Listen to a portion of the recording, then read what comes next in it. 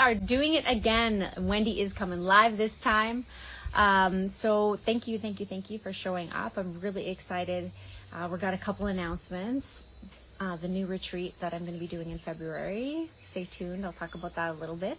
And yeah, something I've realized is that I am a serial retreat creator. So this is like in my blood, is to create programs, to create retreats, to create curriculum, to create itinerary, to create books, to create music, to create. So this is actually part of the joy of my life, is continual creation, which sometimes has its challenges, because then it's like, okay, been there, done that, moving on. Where the thing that I created still needs time to, have its day. Yeah. So just want to say hello, and really excited that Wendy's going to join us this time. And if you watched the previous live that I just did,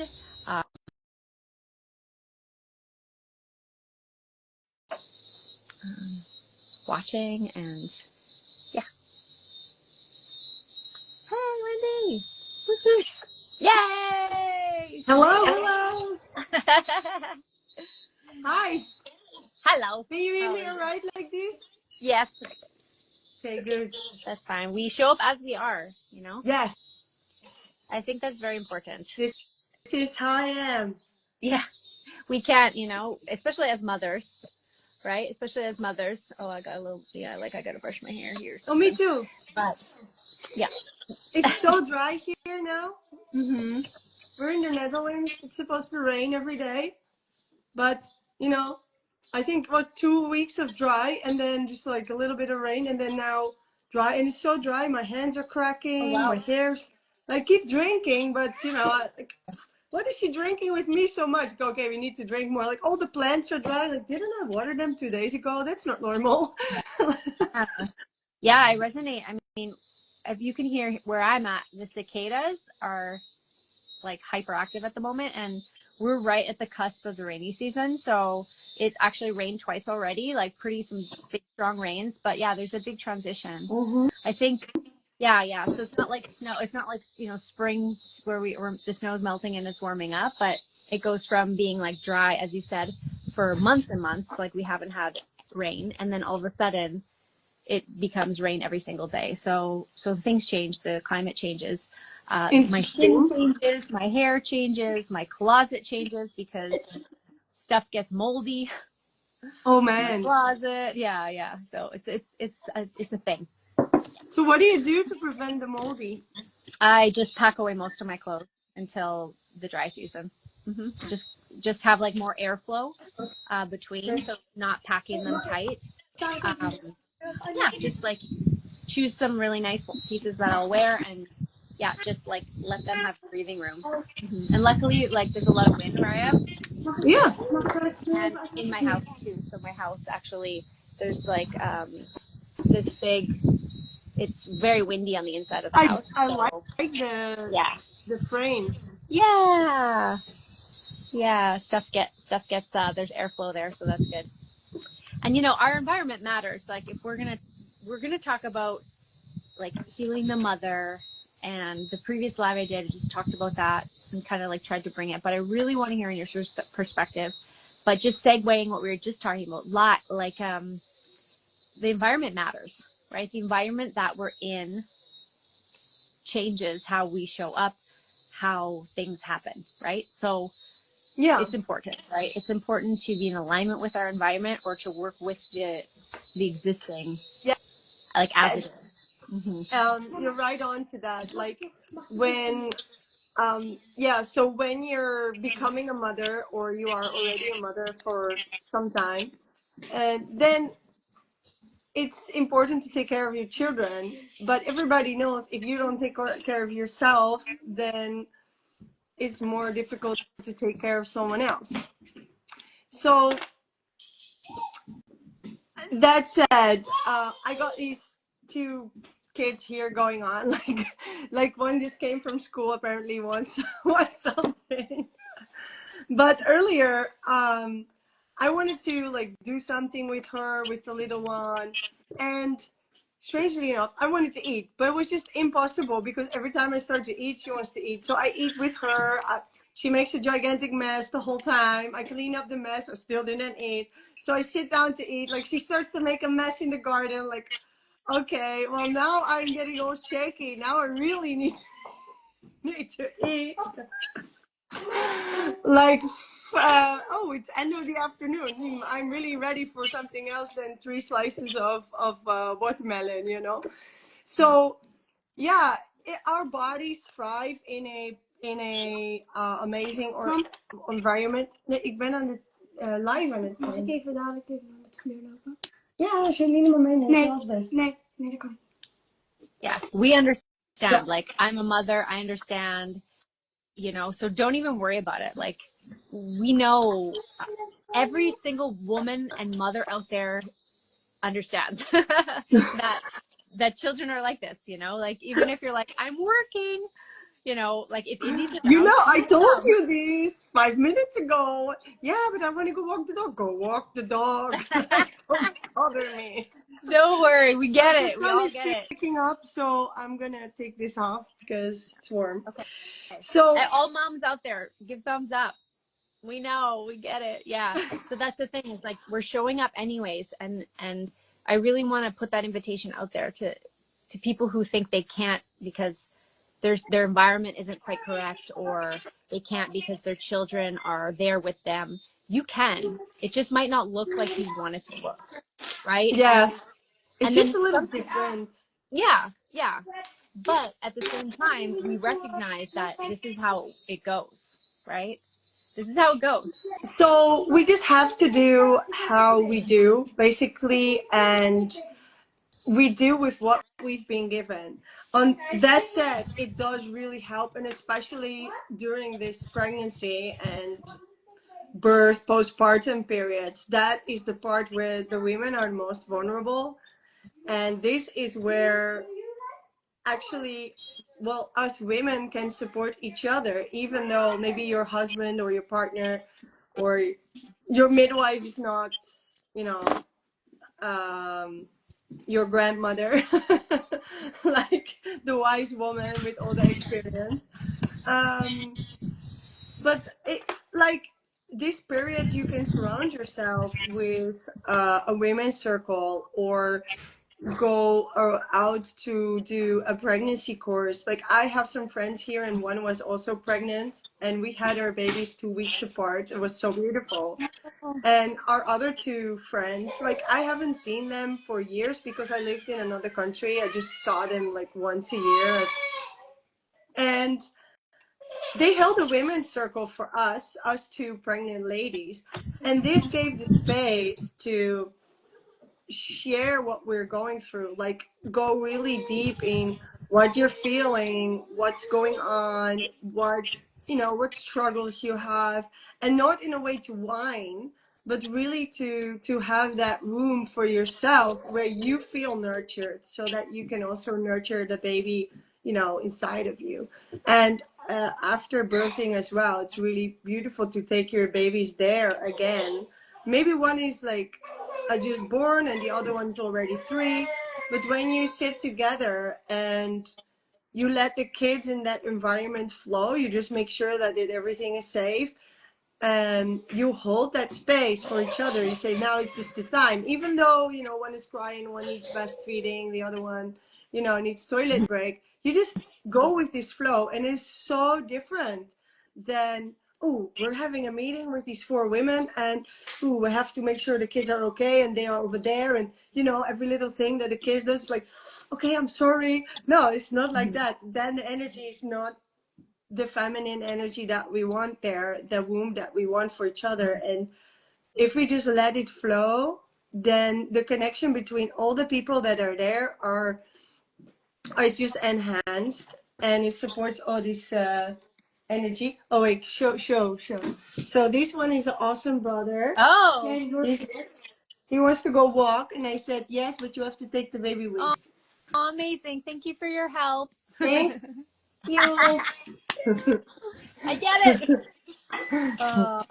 Well, what I'm hearing you say, Wendy, is how incredibly important community is, especially sisterhood, in these times, in these vulnerable moments of afterbirth. Yeah, because I mean, if you haven't had a child and you're a man, or you're Nog eentje over een kwartiertje, dan ga ik met alleen vullen. yeah, so if you haven't had a child, if you're a man, if you're a maiden, you've never had children, it's really hard to understand the postpartum period. And some people, some women experience it more difficult than others. But it's not talked about very often. And it, like you said, it is one of the most vulnerable times. Wow. Yeah, very intense. It can be very intense. And to be able to surround yourself with sisterhood where you can just share authentically, express how you feel, and that you're held and there's no judgment. And you said don't whine, but you could whine if you wanted. You could bitch, you could Yeah, I complain, you could said that scream. because I said that to explain to everybody watching that it's not whining. Right, Like, it's not, it is right. like letting out what needs to come out. And this is what women do. Like, women really need to feel connected by talking. That's what we do. We just talk to each other and we go from one topic to the other one and blah, blah, blah. And like the other one listens and jumps on another topic and everybody's fine because this is, we need to let it out. And then at the end we have a connection and pick on maybe the one or two topics that we really need to agree on or whatever, we really need to have the other person's advice or support. For the rest, we're just looking for the connection through talking. While I say this is maybe why the Ultimate Raw Vegan Bundle lives are full of women. I Huh, know there's also men, a couple, huh. but I noticed that these women are like talking online, talking. I'm like, now I know why that It's is. very true. I totally agree with you that we as women need to speak it out. And sometimes we don't even know what we're saying until we say it, until it comes out. But it's part of the processing. It's part of our ability to be able to process our emotions. Yeah, and I mean, you were speaking like women's circles are ancient, all over the world in all different cultures, all kinds of different rules. We actually host a weekly women's circle here on the island of Ometepe that I'm part of sometimes. Currently, I'm in a cycle of not being a part of it, but this is a good motivation to get back there. And it's a space where, each woman takes as much time as they need to share, and nobody else responds. Nobody else offers advice. You just share one by one. And it's not a place of where anyone else says, well, I could, what about this? No, it's not that. It's just you share, Yeah. you express, and you're heard and you're held Mm. for right where you are, and that's also like, if we bring it back to like this healing with the mother, is also a way in which you can heal as a mother. Yeah, especially in those vulnerable times, but just in general, right? Like, I think if we could invite all of the world, especially the North American society that maybe doesn't do this, to bring a practice of a weekly women's circle or a monthly women's circle into their lives, I really truly feel like things would change. Mm-hmm. There would be more healing happening. There would be more connection. There would be less jealousy. There would be much more understanding. Because what we can see is there's a through theme where we're all actually connected, right? From the original mother. From And the original, we yeah, have this connection, and there is the lines going through to all the people in our surroundings, and everybody we met in some way, we already kind of know them. So it is just the illusion that we have right now on this planet that we're all separated, and it's enhanced by the masculine capitalistic society that we've been living in over the last what centuries. it's imbalanced. That, yeah, that even through like the whole system with the schooling and the work and how that is all practically organized is so centered on individual. Oh my god, my English sometimes. The Yeah. pronunciation I can say now. Individual. But yeah, So like we're all focused on being this one person, and you have to do it all. And what it is, the great thing about women is we can do it Yeah. all, but it doesn't mean that we have to, and Right. especially not all the time. Right. And this is, you see that women, they say it's the strength is the multitasking, is because there is so much put on the plate of the women. Well, you do all the women things, and then besides that you go to 40-hour work too. Really? Okay. And yeah, there your masculine qualities come out. And don't get me wrong, I love my work. Me Like too. if I didn't have kids, I would be doing like online lives and making videos for people, and organizing workshops and all that kind Yeah. of stuff. Yeah. But I also value to be there, like physically be there for my children, and not, okay, 1 hour in the evening I'm actually present with them, and the rest of the day I am somewhere else. They are with the daycare or a family member. I mean, I love that they can be with a daycare and family member sometimes, but for me, I really feel these first 2 years is so important for the child to feel a safe connection, to make a safe attachment, and for them to develop like the complete nervous system, basically, to develop that in such a way that they are being held. They know that whatever happens, my mommy will catch me. And it is not something they think, it's something that is literally growing with the nurse. And that is what literally determines the neurons, the connections, and the hormonal balance. That I believe that what I was talking about recently, like what we're dealing with. And so it's important, even if I or you or any mother doesn't have this the same kind of space, even if it's occasionally to be held, to feel to be held, then it's very difficult for this woman to provide that for the children.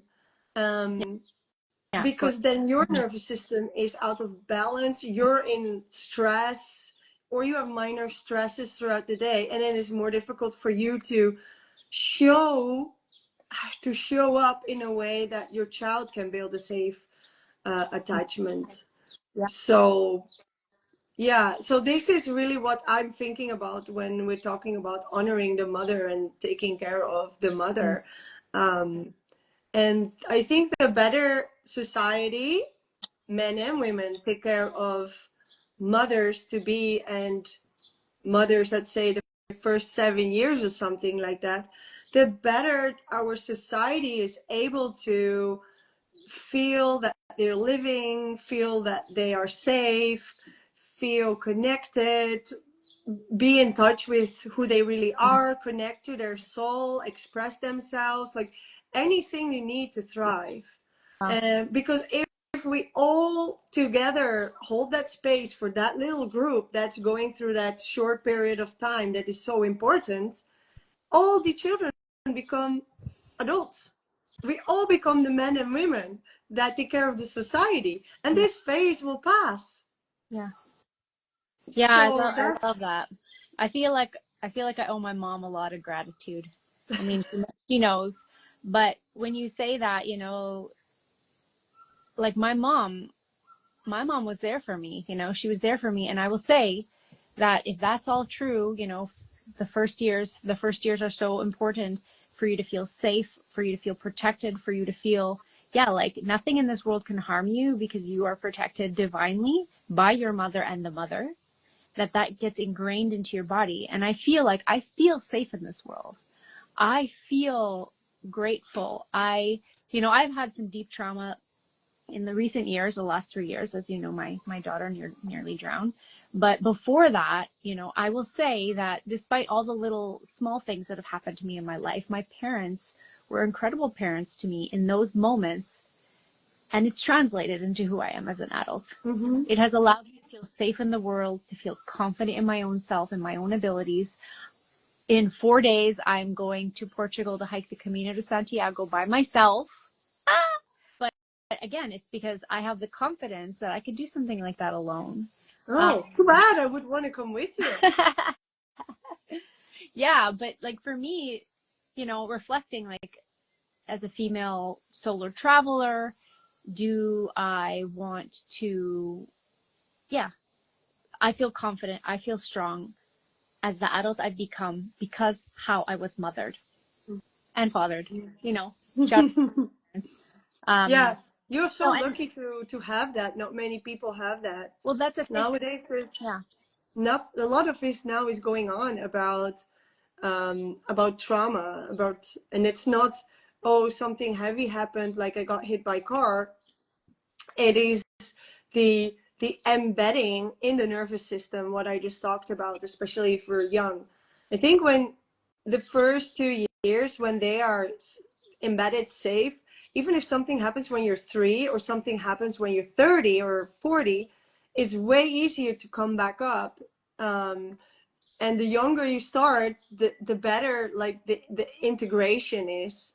And I see that people that have been severely harmed, or how do I say that, because it's not something else somebody does to them, it is how the nervous system processes. So it could be something very minor for the child, like is never allowed chocolate paste for some reason, right?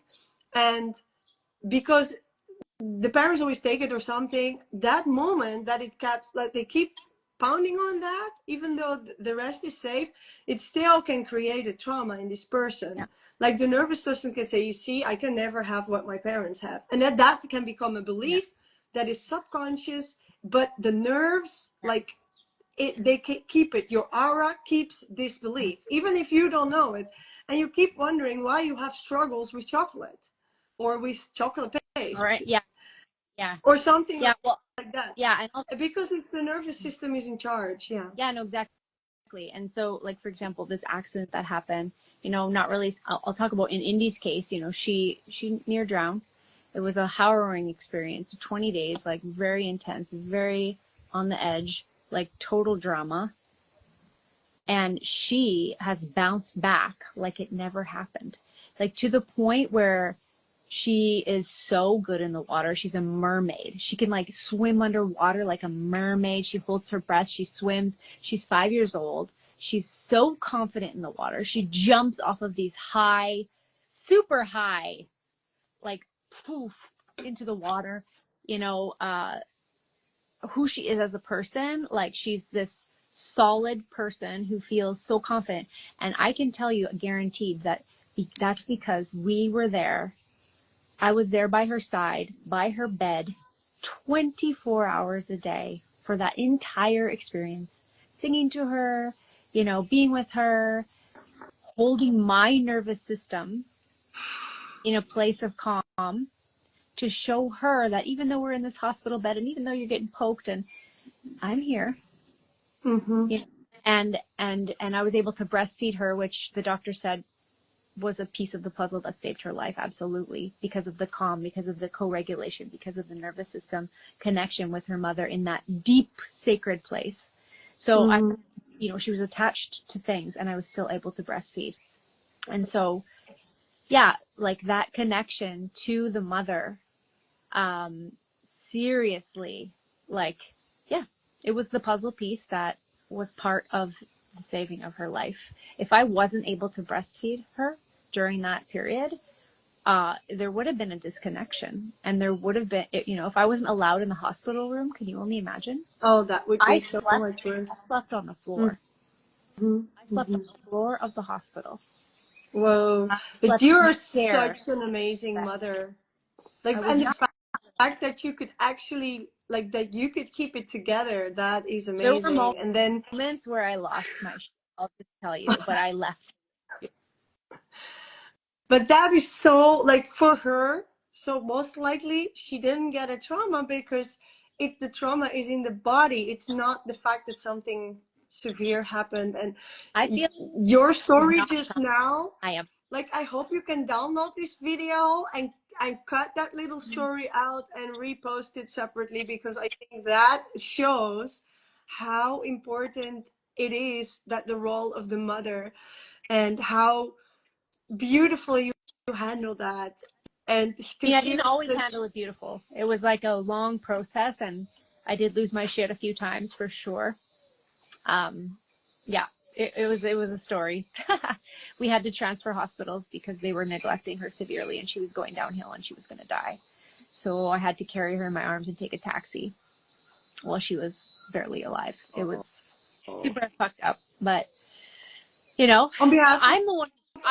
all the mothers in the world, I really want to thank you and to give you the honor that you have what you did. It's so amazing. I Yeah. will tell you that, I am traumatized for sure. And I did get severely traumatized from that.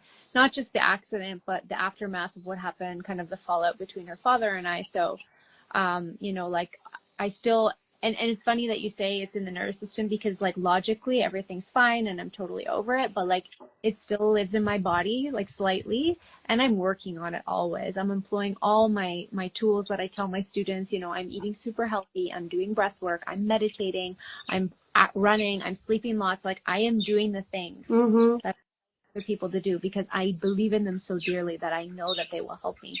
But it takes time, and that's another invitation for everyone out there. If you've ever experienced any trauma, it takes time to remove the layers of the pain, to get the nervous system back to a place where it says I'm safe.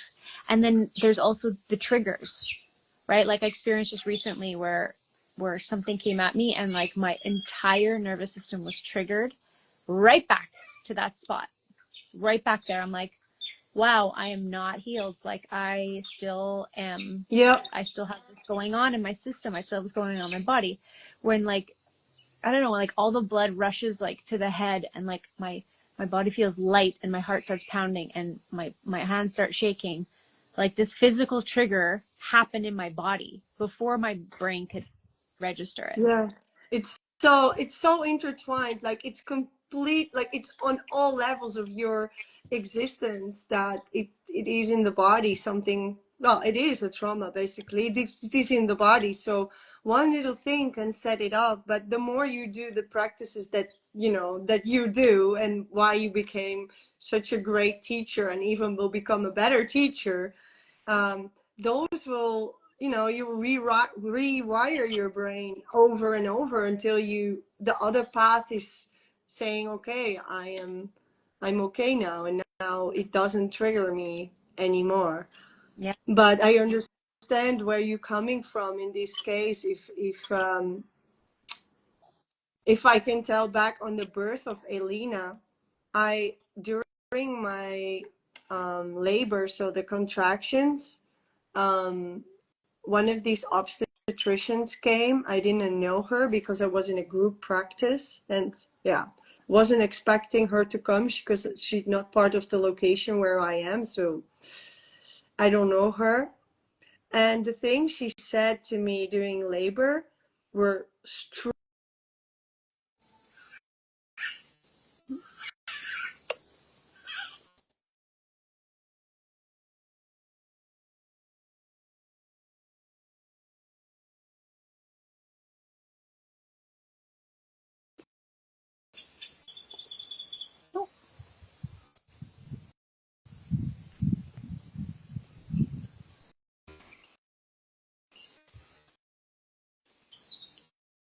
Oops.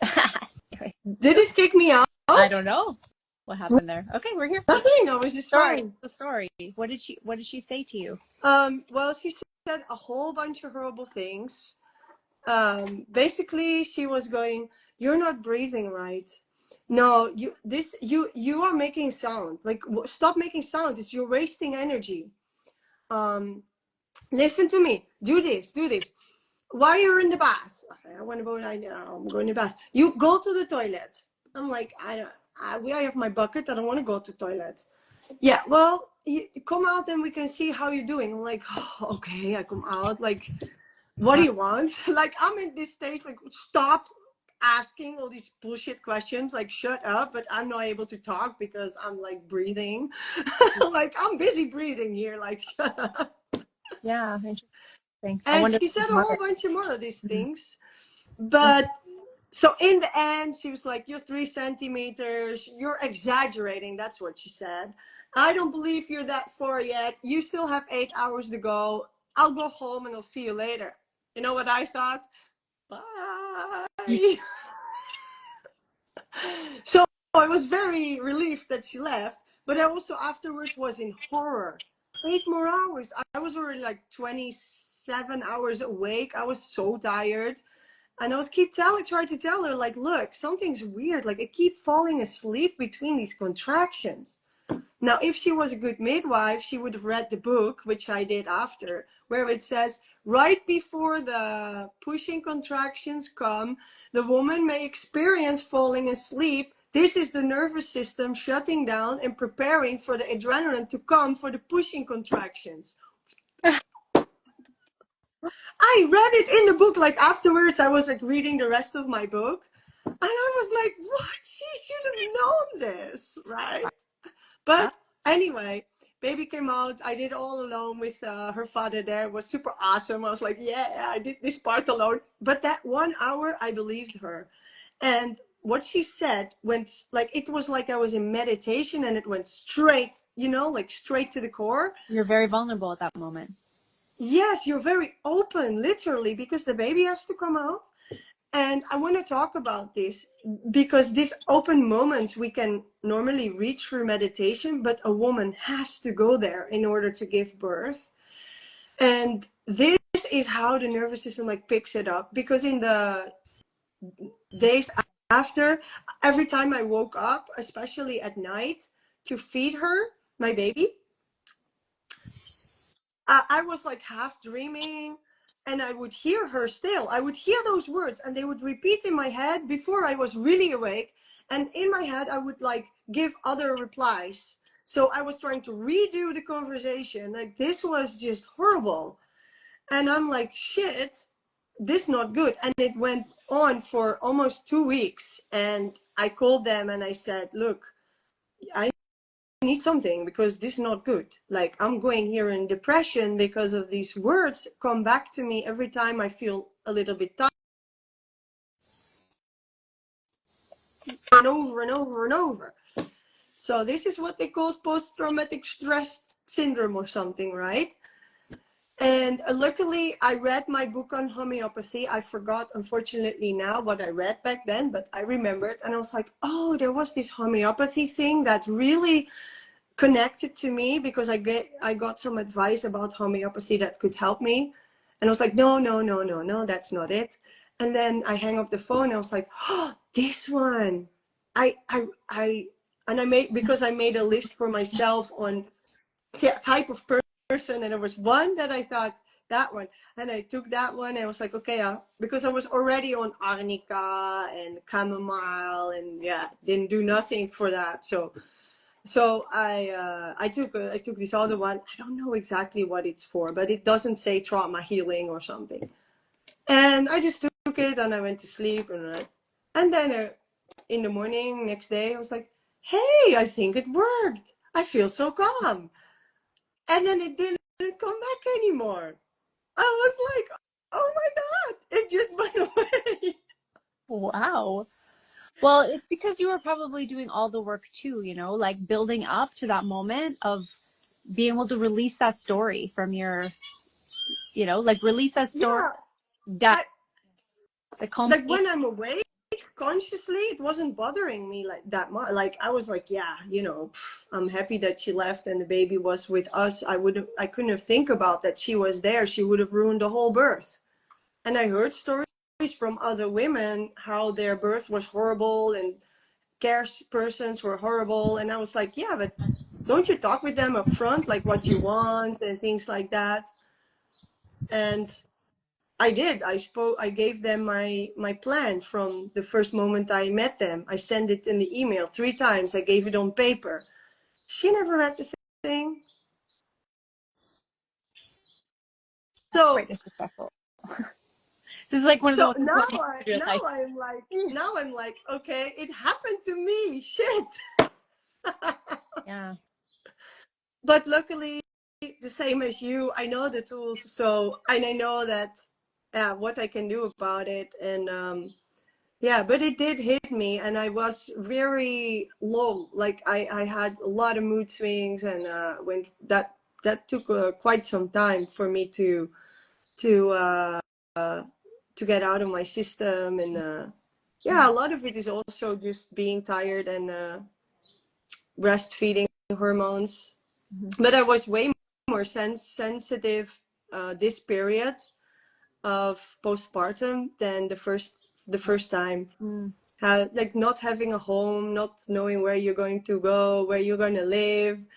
Like, you have your stuff, but it's in boxes, and you like, yeah, it says baby on the gigantic box, but then you have to take it, open it, you have to wait. Like, you don't do that when you have just got a birth. So Yeah, it's yeah, no, way easier if you have a grounded. man there.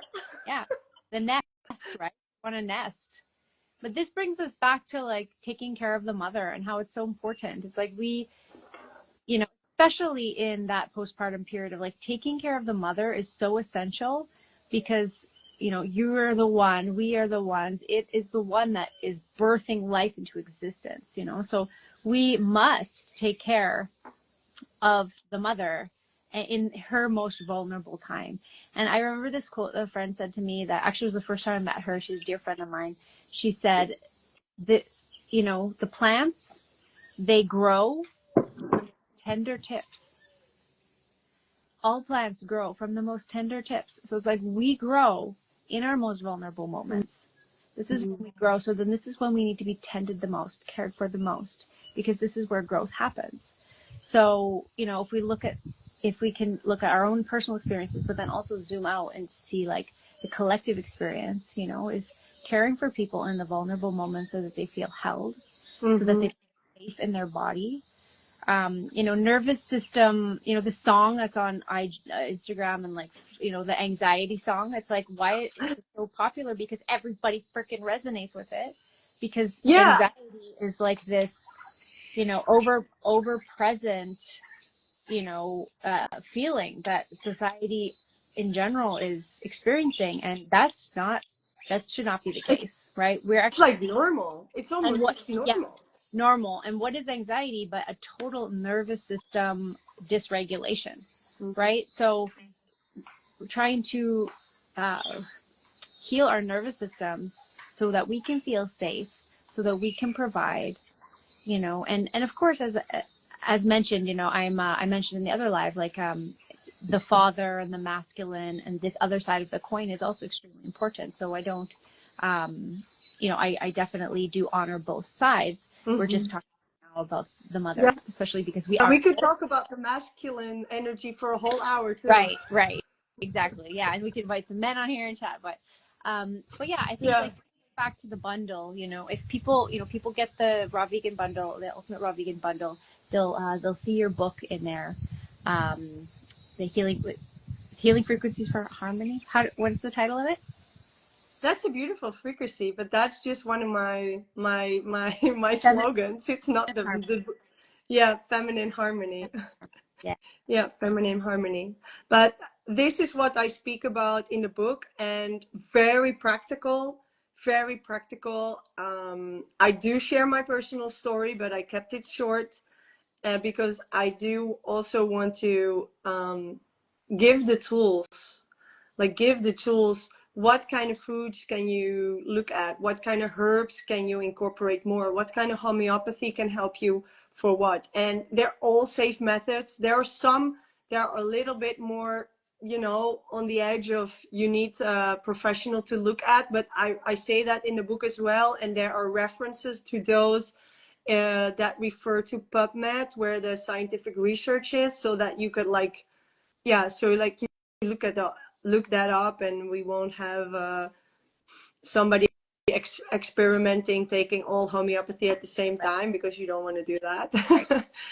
But yeah, that's what I made this guide for, that if you experience something that I'm experiencing, or for example something different like labor stops, right? But it's time for your baby to come out, and all of a sudden you don't have contractions anymore. Like, which one can you choose? Like, which can your partner give you? Like, just put the list like out like I did, and put little bags with the globally, and just write when the labor stops, when I have too much blood, when I'm having a headache. Like, you just put little names on it, and you just tell your person that is there to give it to you. And yeah, and the week after as well, like, I'm helping now my sister. She's now her baby's now 2 weeks, and I can see that her partner, her boyfriend, actually, they were not really ready for children because they thought she was not able to have them. He lives somewhere else, and yeah, I go there, and she wants to I don't know what's in English, use homeopathy to work against medication she got in the hospital, and to process things and to be more calm. And so I'm helping her with that, plus practical things. I bring her food. I help her with putting the baby on the breast and how to hold her. She has all these questions, and I answer all the questions in the book, but yeah, she can't read it right now because it's not like she's not like having enough time to read the whole book. He needs you to be there. Yeah. So Yeah. yeah, I'm Yeah. just there for her. Thank Yeah, and you. that's what we can do. Yeah. So Yeah. bring it back to like what we started talking about at the beginning of the live was like this sisterhood connection. You know, also, yeah, supporting each other through these tender moments and supporting, yeah, our ecosystem and planet at large, during the tender times, like planting baby seedlings so that they become big oak trees that can they withstand can they, hurricanes. Yeah. they become our new society, right? The little babies. Yeah, that too. So yeah, Yeah. I want to say thank you for spending this time with me, and thanks for sharing your insight. And do get the Raw Vegan Bundle. The Ultimate Raw Vegan Bundle is still available till May 11th, and you can click the link in the either of our bios to purchase it. And yeah, it's got Wendy's book in it. I've contributed a recipe to the world collection book, and there's so many other books. There's over 30 contributors, and these people are really pouring their heart and souls into the work that they do.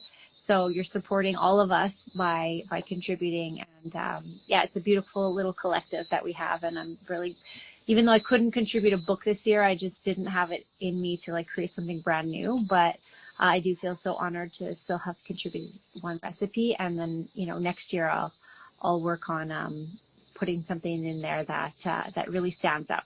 Well, So we're looking forward to that as well. And yeah, I'm also looking, like, you're coming to Portugal. I really stay in touch. Like, yeah. maybe I come over there and say hi. Like, I want to go somewhere after the bundle. So yeah, May 12th. So yeah, let me know. I'm not too far. All right, I'll be hiking the Camino, so Yeah, we but can you know set it on. how many of these roads there are in Spain, Portugal, and the Yes, Netherlands, either? Like, yes, true. There's many. So I'm hiking the Camino Portugues. So from Porto to Santiago de Compostela on the inner route. okay. So not the coast, because I love forests more than the ocean. Sorry, I said it. Yeah, yeah, but you're starting at the coast. Yeah. Okay. Well, thank you very much. I have to jump on another live call. I'm going to talk Oh, with Karen now. So I really appreciate this time extra. Thank you very much. thank you. And see you soon. Yeah, see you soon. Bye, everyone. Thanks for watching. Bye.